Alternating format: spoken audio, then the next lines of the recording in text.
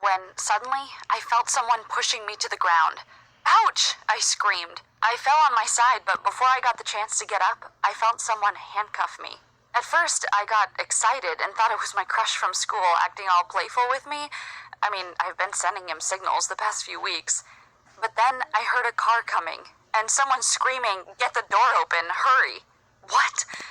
As soon as I realized that someone was attacking me, I started screaming for help, but no one was around. I struggled to free myself, but my kidnapper was so strong, he wouldn't let me go. Then he dragged me into a minivan and closed the door behind. I was claustrophobic, so it was not long until I passed out. I woke up later having the worst headache of my life. I was laying on a bed in a small, old, dusty room. I was confused for a bit, but then I remembered what had happened. Who the hell brought me here? I headed to the door and started knocking it hard. I screamed at the top of my lungs, "Get me out of here! Hello? Someone! Get me out of here!" Someone responded, "Hey you, we're coming in a second." I stopped yelling. I put my head on the door trying to eavesdrop, and I heard someone saying, "She's not the one, you idiot! I told you she's blonde. This one has brown hair." Wait, are they talking about me? I heard their footsteps coming toward me, so I took 2 steps back. The door opened and a young man walked in. He was handsome, so hot. I'm talking Noah Centineo hot. He looked at me and said, "Listen, sorry. This was a game. We're aiming to fake kidnap another girl, for fun, but my friend picked you by mistake." What? I yelled at him, "Are you freaking kidding me? You almost gave me a heart attack, and you say this was a game? I'm going to call the police." The guy got scared and he started sweating. I looked at him, shaking, not knowing what to do. He said, "I'm sorry, I promise it was just a game. We didn't mean to hurt you at all. We had planned this to trick a friend.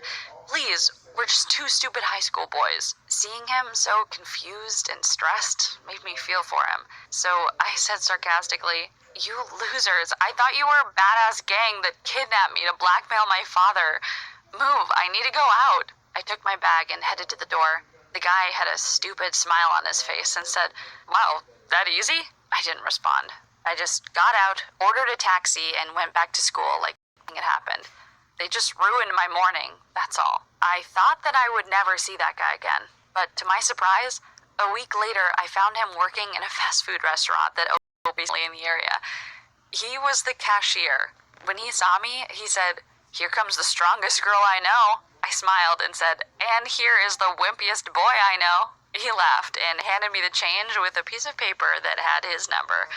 It said, "I would love to take you out. Here is my number if you are interested. Nolan." Smiley face. At first, I didn't want to call him. But then I kept thinking about how cute he was and that we would make a great couple. I've never had a boyfriend before, and I really wanted to experience what it's like to date. So at night, I sent him a message. "Meet me for coffee tomorrow around 5 o'clock at Jojo's, Amy." He instantly replied, "Sure, Wonder Woman," winky face. So we met. Nolan was so charming. It was like he read the magical book of how to be the perfect boyfriend and did everything accordingly. He had a red flower with him. He gave it to me and said, "You two are both alike. Soft, attractive, and beautiful." It melted my heart, and it wasn't long until we started dating. I fell in love with him, and soon I invited him to my house. Nolan was stunned by what he saw. He didn't know that my dad was that rich. My house was more like a mansion, and I had everything a girl my age could dream of. And Nolan felt so insecure about it. I noticed how he looked at things around with utter shock, like he never imagined being in such a place. "Is there something wrong?" I asked. He muttered, No, it's just that you're really rich." "It's just my dad, not me," I said, hoping that it'd make him feel more comfortable. Unfortunately, it didn't. After a few visits to my house, Nolan became more and more annoyed by the fact that I had everything. He was subconsciously thinking about it all the time. Every time he bought me a shake, he said, "You've probably had better." Or if he bought me a gift, he said, "Sorry, that was the only thing I could afford." His comments pissed me off. So one time, after he said one of his stupid comments, I confronted him. I said, "You know that those comments make you look so insecure. I like you for who you are." Nolan didn't believe me. He sarcastically responded, "So basically, I'm your side puppet. That infuriated me. It was like he wasn't listening to what I was saying. I asked, "What do you mean?" He responded, "I'm just another item to brag about. Look at me, I have someone who's totally in love with me." His comment disgusted me, so I screamed, "Well, if that's how you think, then maybe we shouldn't date at all." He simply said, "Fine," and then walked away. I couldn't believe my eyes. He just turned around and left. I thought we had the best relationship ever, but apparently I was wrong. Nolan just disappeared. He didn't try to contact me whatsoever. It broke my heart, but if that's what he wanted, so be it. But then, 2 weeks later, I found him having dinner with Tamar. Tamar was one of my friends from middle school.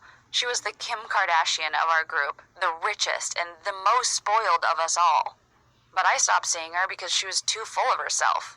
She always accused me of being jealous of her. If we happened to buy the same dress, she would tell everyone that she bought it first and that I had no sense of fashion whatsoever, and that's why I was copying her. But that was not true. I knew that Tamar's father was wealthy. I mean, richer than my dad, but I was happy with what I had. So I simply stayed away from her because I hated having too much drama in my life. But that made me wonder, how did Nolan end up with her? Wasn't he so insecure about dating rich girls? That bothered me a lot, to the point I decided to ask Tamar about it. I DM'd her over Instagram saying, "Hey, I saw you the other day with Nolan. How did you two get together?" She responded, "Why? Are you jealous? He is the cutest, isn't he?" Her response made me cringe, but I asked anyway. "No, not at all. I think you are a cute couple. He was just my friend, and I wanted to know how you met." And to my surprise, she said, "It's kind of a funny story. Nolan kidnapped her by mistake while he was playing a game with his friends, and they hit it off just after that." That jerk. Was that his trick to pick up girls? Thank God we're no longer together. I was stupid to feel sad after breaking up with him. She can date him as much as she wants to. The next day, Dad called me to his office. He looked worried. In a hotel parking lot. Officers left. He asked me anxiously, "Honey, did you see my Rolex watch? I thought I left it here." I answered, "No, Dad. Why?"